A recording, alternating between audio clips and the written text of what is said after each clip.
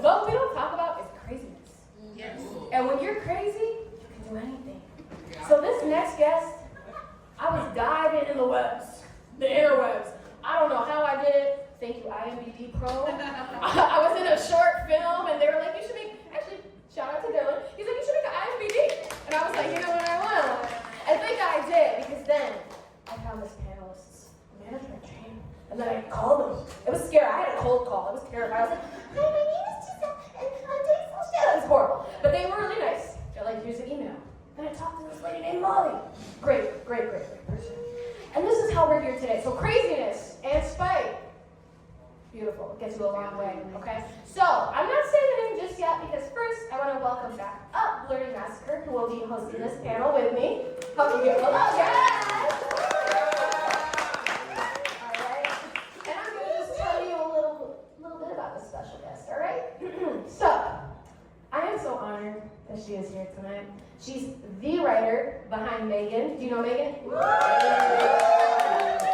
Megan. Behind Megan, and she is also the writer on The Nun 2.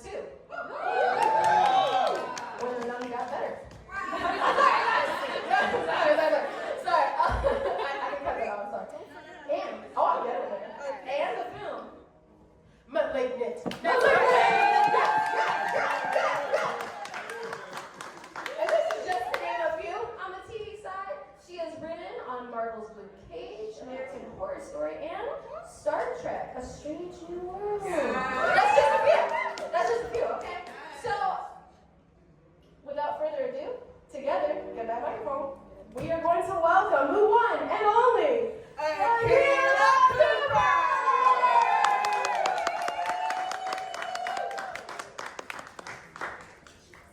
Oh my God, wow, thank you. Yeah. Of course, thank you. Thank you so much for being here. So, should we just jump right into it? Yes, let's do it. So what we're going to do, we're going to bounce back and forth. I'm going to do a question, then Blurry's going to do a question, and bada bing, bada boom. So my first question for you is, how did you feel the first time that you saw someone just like us on the screen? I remember the first time that I saw Black representation in a horror film, and it made me feel seen for once. How did it make you feel?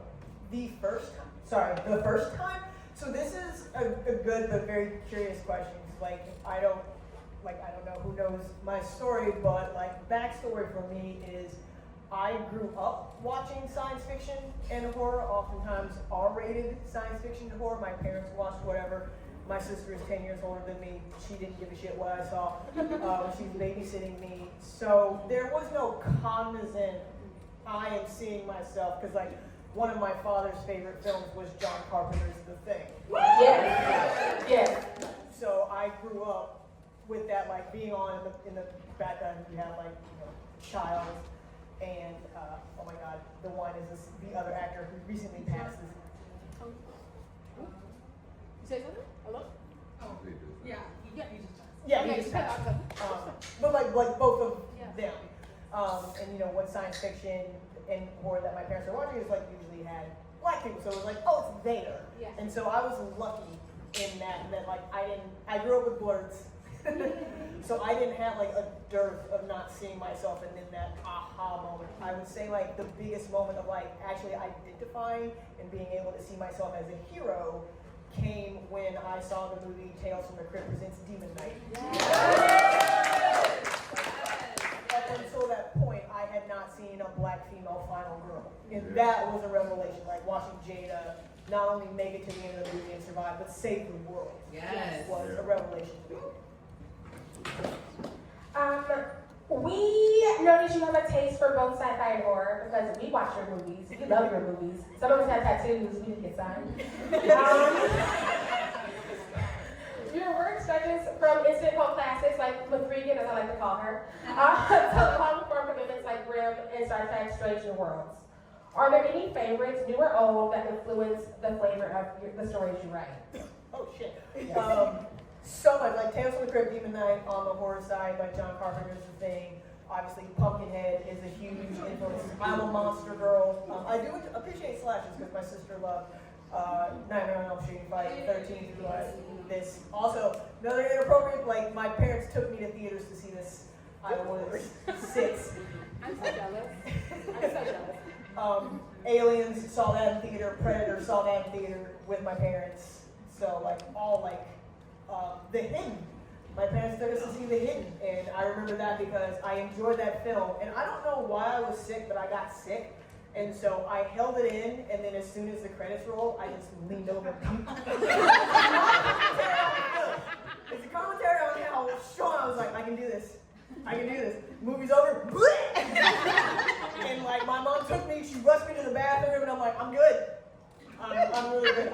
Later on, I felt bad for that poor usher. But again, it was like, it's something that I've always been influenced by. Like growing up, my parents, like the X-Files was family watching.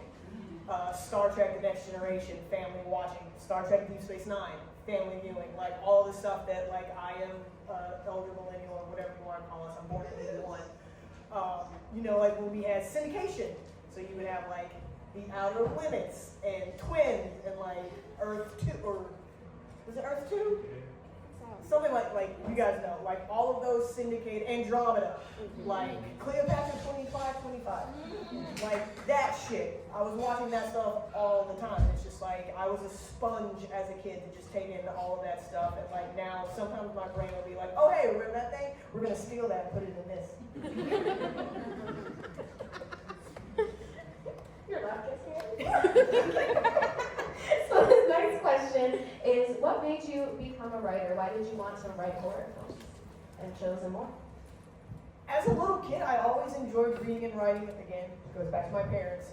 They were avid readers, and of the 3 children, I was the one who like took to books. I just loved being able to like have something in my hand that took me to another world. And it's this weird thing that like in the pandemic, you learn a lot about yourself through TikTok. I did not realize that there are people in this world who cannot see movies in their head. Right. It's so sad. It's a thing. It's a scale of like what we can picture in our heads. And I found out that one of my friends, she's like a number 2, like she can see like a gray apple. And she's like, you see moving pictures in your head. I'm like, yeah, what the fuck do you see? When you are reading words, what is your brain doing? Apparently it's not doing very much. Not as it is, but I'm like, my mind was blown that there are people who like, I see movies, I have internal narration even when I'm not talking, like, I have it all. And so like, that was just like me. And like when I was reading books, I'm like, yeah, there's a movie going on in my head. I'm like, this is awesome. I want to do this. And so my parents encouraged me to like start writing short stories, especially because I was a very like imaginative child. And again, my sister is 10 years older than me, my brother is 5 years older than me. So, and I grew up on a farm in Missouri. So I didn't hang out with kids in the summer like a lot of normal people. Like I had a dog and I had a bike and I had my imagination. And at a certain point, my mom noticed that I was talking to myself well past the age when a child should be talking to themselves. And so she was just like, I need you to do me a favor. You need to stop talking to yourself out loud before people think you're crazy. You know what you can do? What? Write it down. And so, like, saving her reputation was basically like, I need you to write this shit down so these white people don't think you're insane. Is what started me on my path of writing. Shout out to her, because I don't know how much I needed malignant and how much that actually like cured my soul. It cleared my skin and somehow raised my credit score. No one asked, really. So if it was a selfish act or not, I don't give a fuck. I am very grateful. Oh, it's very much. She was just like, because my mom is a grade school teacher, so I like when she would be like, you know, doing her lesson plan after school or whatever, I'm running up and down the halls being like, oh my God, the predators, blah, blah, blah, blah, blah. She's like, oh no. Yeah, she goes, My coworkers are here. Get in this room. Sit down. Here's a pen and paper. do it. Does she watch your movies? Oh, hell yeah. My mom gives me notes on scripts, and she will bitch at me when it's not gory enough. I've gotten notes from her where it's like, yeah, it's fine, but there's not that much blood. Good criticism, Mom. Very good criticism. I like that. We can, we have Akela Cooper's mom to thank for the prison scene. Yes. When Gabriel was just going fucking crazy. Actually, like that was, like you have James Wan, let's be honest, like they gave me a treatment basically of like the broad beats that they wanted. They knew they wanted like the prison scene to be the third act. It's like and this is where everything goes crazy, blah, blah, blah. I'm like, okay, cool, got you. And then it was me fleshing out all of that. And I'm like, well, they want violence. I'm gonna give them violence. And you did. And I am so welcome. So, you have a short called Yes. Old Acquaintance. Yes. It can be seen in the Boulay Brothers Holiday of Horrors anthology from early or late last year, rather. Congratulations. On Shudder. On Shudder right now. Go ahead, open up that subscription, press play, watch it. Or I think AMC Plus. Yes. Yeah, okay. See the people. Oh, there are people over here too. Hi. So, can you describe how your career as a writer influenced how you operate in the director's chair? And what's it like having full control over a project? That was a lot of fun. And shout out to the Boulay Brothers and David DeSmalchin, who reached out to me last summer to be like, hey, we're putting together this holiday special. It's 4 shorts. Would you like to write and direct one of them? I'm like, oh yeah. That's like, it was a very safe way to like dip my toe into directing. And also, like, even though it was like a short that was gonna be, on Shudder, not to shit on Shudder or anything, I was still like very, very nervous about like doing it right. I am a perfectionist, type A all the way. And so I didn't want to fuck up anything, but I'm like, look, if I'm gonna fuck up, this is the spot to do it. And I got to like cast my friends. Like I specifically wrote the roles for Tracy Toms and my friend Tiffany Smith. Got my friend and mentor Charles Murray to voice the dad, and then the Boulays provided their Titans contestant Aurora to be the monster in my short, and they were incredible. And so it was a lot of fun, just like stepping on set and being like, oh, I'm in charge. Great. And the cool thing about like, I am one of those people who sees pictures in my head. And so it's like, when I wrote it, I'm like, okay, this is what I want to see. This is like how I want it to look. And then they had an incredible cinematographer who worked well with me. Like, she was awesome. And like, it was a collaboration. And I think one of the things that really helps coming out of television is the collaborative nature of television. Like, you just have to work with other people regardless of where you are. And so I was used to that. And it's just like, oh, you have a cool idea. I have no ego about that. Let's do that shot, because that's better than what I thought it was going to be. And then it's like also like getting the location. It's like, okay, that's not exactly what I pictured in my head. Great cinematographer's like, we can do this, and it still looks cool. Awesome, let's do that, and it still look cool. And then just like, the cool thing about hiring someone like Tracy Toms and Tiffany is that like they are seasoned actors who know their shit, so I really didn't have to give them that much direction, but I've already came in, it's like, I know the options that I want to see, like, just give me that. And then they gave me that, and I hired my friend Chris, who's a wonderful editor. It was just a wonderful experience all around, but it's also, it's like, oh yeah, this is what I saw in my head, and now it's here, with some slight variations, but that's cool, because it still looks good. Heavy on the images in your head. I'm glad that you had the opportunity to like really, as close as you can, put that from here onto there, and you knew exactly how to do it, who you wanted to put in those roles, and you're able to, form them this way. I think that makes for a really great experience on our end from the couch also. I don't know, I think we should give more opportunities to writers who are curious to explore the directing space because they have that experience. And I don't know, you said something about ego, taking your ego out of it. I don't know if y'all watch Just Money, like Brian Fuller is a writer, and he's great in the directing chair for that same thing. And I don't know if you're curious to do more directing, but I don't know. We was like, yes, it's like, okay, it's like, I didn't shit the bed, so I was like, all right, I can do this. But we'd love to hear it, or we'd love to see it, if you would ever, my wall's ready to be open, I thought you said your arms are gonna be open. I'm like, really? What is it? My wallet. Okay, cool. I got, at least a $25 ticket to AMC. Absolutely, no doubt. Okay, so a little bit of a serious topic. I always like to ask this question because unfortunately in the industry these things do happen. And have you ever faced any challenges or discrimination in the industry as a writer, as a Black woman in the horror genre? And if so, how did you face it? And what would you suggest to everyone here who might have gone through something like that? You have to remember who the fuck you are when it happens, and then like be okay with the consequences of being you when it happens. It's like, do I need the check, or is dignity more important right now than paying bills? I'm not gonna lie to you, sometimes you're gonna have to face that choice. And I have been lucky in that I haven't had to face that much direct racism. I would say I've had to experience more microaggressions and racism on the television side than on the feature side, but that's also on the feature side I found my horror tribe fairly quickly. In Atomic Monster, and James Wan is of Malaysian descent, so like he wasn't hiring racists. But on the TV side, I was a staff writer, so I really wasn't in a position to do anything aside from internally acknowledge that it happened. I told executives at the network that it happened. Nothing happened there. HR is bullshit. Yeah. So, Smaller for the corporation. exactly, and so it's very, very difficult. Like, could I have quit? I didn't want to quit, because at that point, again, as a staff writer, it's like, I'm paying my bills, I'm paying my rent, I don't have to ask my parents for money. So I was like, it happened, I'm gonna suck it up, I'm gonna keep doing my job, and then I'm gonna move on, and I did. And I moved on to other things and better things. That's right. Thank you.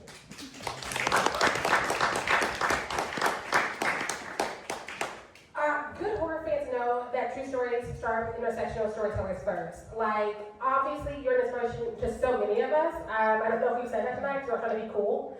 But, like, it's not working. I was like, we're both like, put me a t-shirt. Group chat, you missed it. But, like, but yes, you're a very big inspiration to a lot of us, specifically Black women in the industry and trying to get into the industry. With those stories in your hands and coming from the experience, what's the best way to temperature check a production? Like, what's the best way to be like, are you ready for the full season, or am I giving you half seasoning? Can we do the full story? Well, okay, so a lot of what I have done thus far has been kind of like collaborations and like not brought to me, but like when I met with the guys at Atomic Monster, I'd written to specs.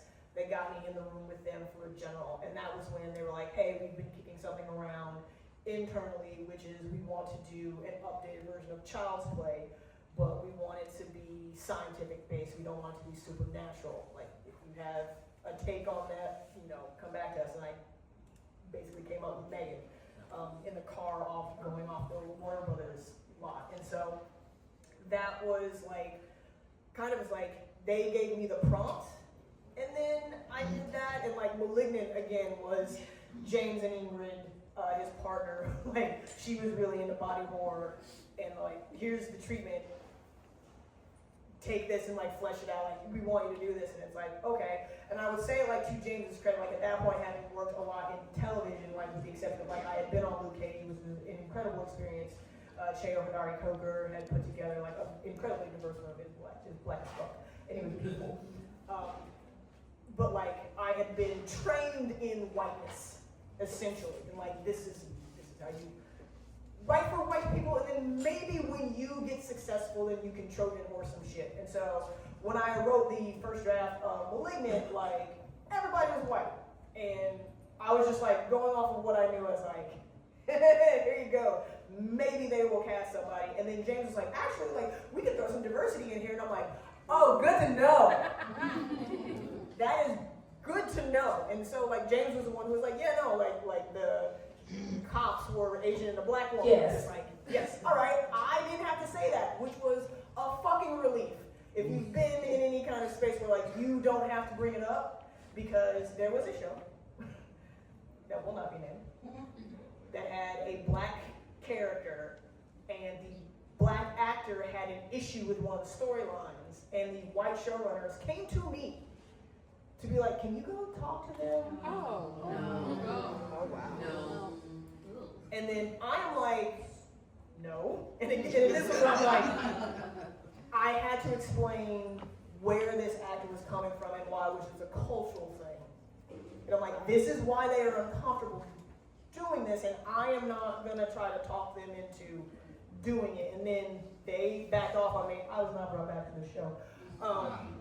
They backed off on me, but ultimately it was, you're gonna do this storyline whether you wanted to or not. And they had to do the storyline. But I'm like, you're not gonna fucking use me as the Negro whisperer to get them to do what we want them to do. So, but like, knowing that, and it's, because when they came to me for The Nun 2, like knowing what I know about the Conjuring franchise, I'm a huge fan of the Conjuring franchise, and it's funny that you were talking about Alfred Woodard's character in Annabelle earlier. That whole thing, like we went through so many permutations of that story because it's a $1 billion franchise. They know their audience, and good for them. And like you have to color within certain lines when it comes to that franchise. And I was trying to color outside the lines. And it's like, no, don't do that. And then at one point they're like, this is too dark. And I'm like, why, thank you. They're like, no, we can't. Like, we have to, Catholic fans are like, well, fuck. But by like the third or fourth draft, I was not happy with what I was writing. And so I was like, what can I do? And I was like, my mom is a huge inspiration to me. And like, I just came up with the character of Deborah, named after my mom. And like, that opened up a whole new world for me with this secondary character who would be played by Storm Reed in the movie Sister Deborah. And so I knew writing it, I was like, I am writing a black female character. Yes. So in every note session, I'm like, hey guys, do not kill off this character. Yes. Do not make her the sacrificial lamb. I'm like, these are my 2 demands. In every note meeting, I'm like, don't kill her off. Don't make her the sacrificial lamb. And I'm like, at the time, I'm like, you do not want Black Twitter coming for you. No, you don't. We would have. Let's go. Yes. What? I am not going to defend you with Black Twitter. I'm going to throw you as far as, like, I didn't say that, but I'm like, I'm not. It was kind of joking, like, you guys don't want Black Twitter. It was kind of a joke, though. But I was still just like, you know, there aren't that many black characters in the Conjuring universe. And I said this to them, I'm like, you don't have that many black characters to begin with in the Conjuring universe. Alfred Woodard already had like a questionable ending in Annabelle. Please just don't do it again. And they listened, to their credit. These white people listened, and they didn't kill her off, she just disappeared. Yeah. Version that was written after me. But I'm like, okay, they did what I asked them to do. She didn't sacrifice herself, because as soon as I saw her with those little white girls, I'm like, oh, fuck me. Right. And then she's just gone. And I also was like, I enjoyed writing her, and they enjoyed her as a character, but also she is not the lead. And that is another thing that I had to contend with. I'm like, damn it. But like, again, to their credit, they didn't kill her off, and Storm Reed did an incredible job. But it was one of those things where I'm like, I feel confident where I am in my career to sit in a room full of white executives and go, do not kill off this black character. Listen, like they should have paid you more because you saved them again a lot of black clear and a lot of black gold rage. Because we get to celebrate it now, and that's words. We can be like, Akela Cooper wrote a movie and Storm Reed got to do shit. I don't know where she went, but she was doing shit, and I was there, and I liked it, and she's alive. But I stayed for the credits, and I was like, she's safe, right? She's safe, right? And I was like, she is safe, yay! And I danced the fuck out. Well, one of the other notes was that, like, can they have, like, Sister Irene, who's the main character, like, can they have Sister Irene recruit her? And I'm like, here's the thing about black people. No. Like, we have to, if there's any kind of supernatural thing happening, we have to want to do it ourselves. And I'm like, and do not deny her that agency. Yes. And so, again, that was like, let her come to Irene and be like, I want to go with you. Yeah. Which, again, as black people, is like, what should you have done that? No. But I need to get a black character in this movie. So I was like, just don't take away her agency.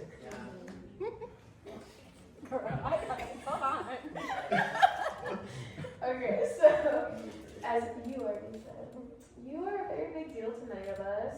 Some of us may be fangirling, but it's fine. It's fine, it's just a little bit. And when I say that you also are a big deal to people like me, it's because you inspire me and so many other people, especially black people, but black women too. So there's a lot of us out there that have, like you do, visuals in our head, and we have dreams, we have goals, but we might be a little too scared to take that jump and that leap of faith when it comes to making a horror film, or to at least writing one. And what advice would you give to anyone in the room, and who wants to write a film Write it. Tell that voice in your head to shut the fuck up and write it. Okay? It's a cliche, not to insult the white dudes in the audience. But something I live by is like, mediocre white men never have these problems. Mediocre white men never have these hang-ups. They just do it. And they're not saying y'all are. But it's like, they don't. They know their daddy got them that job. They've never done it before. It doesn't stop them. Why is it stopping us? Just don't, like, talk to your inner mediocre white guy. Just do it. I should do that more. I should say What he said, move through life like a mediocre white man. The things that you can, just do it. You know what I'm saying? Like whatever. You said the Epstein files, whatever. well, don't do that. Don't do that. There are limits. I'm sorry. Wait, we're talking about making movies. I'm so sorry. I'm not trying to make that movie. I'm Sorry. sorry. Before the police shop. I need to bring it back to Malignant because I'm so sorry. I am the biggest problem here tonight. But after Malignant, you gave the horror community a really good fucking reason. After we were shaken the fuck up to go back and revisit Basket Case, which as someone who was born in New York, who will die in New York, that sleaze means a lot to me. And I'm curious if there is maybe some other old classic in your mind that you might have an idea to revamp, to remix for the future. Sheree and I have fantasized about a rehash of Abby for a very long time. And between you in the room and Brandon in the room, I have to say it again. But We got the writers team. I'm in it. we recruited like 40% of you at this point. But, not Basket Case, not Abby, but is there something in your head that you have, seen from your past as your lifelong experience as a blur that you think maybe I should rehash that? Chud. Oh, yes! Why do black people, when they get excited, they have to like stand up and run around? I watched Chud on the flight over here. I'm not being so dead ass. Chud was Yes. early on, again, inappropriate. My parents went to see their friends who were like my play aunt and uncle, like we just call them aunt and uncle, even though they're not blood related. And they had a basement, and they had HBO. Growing up on a farm, I didn't have cable. And so HBO was like, ooh, HBO. And so I was down there with my play cousins, and Chud was on HBO. And he came in like 2/3 of the way through, and he's just like, what the fuck is this? I'm not supposed to be watching this. And I sat down. And the adults upstairs were drinking their beers, having a good time. They had no idea what we were down there watching. But it gave me my favorite manhole covers. Chud had a lasting impression on me, and I think it's one of those 80s horror films. It's bad. But it has its charms, and it's okay, that could take an update. Updating or remaking a well-made horror film from the 70s and 80s, but something that was it was almost there. And then there's something that you could do with it that is Chud for me. The other one that would be a passion project is Silver Bullet. Yes! Sleeper. So much potential. Yes. Do it. Oh, now I'm itchy now. How long I gotta wait? So open the wallets. Yes, that is the end of this panel. Let's give Akela Cooper another round of applause. Thank you for being even cooler than we could have hoped somehow. I don't know how you did that, but thank you. Thank you for the pumpkin t-shirt again. The group chat is sick of me already. And that's what we have tonight. Go rewatch Malignant. Go rewatch The Freakers.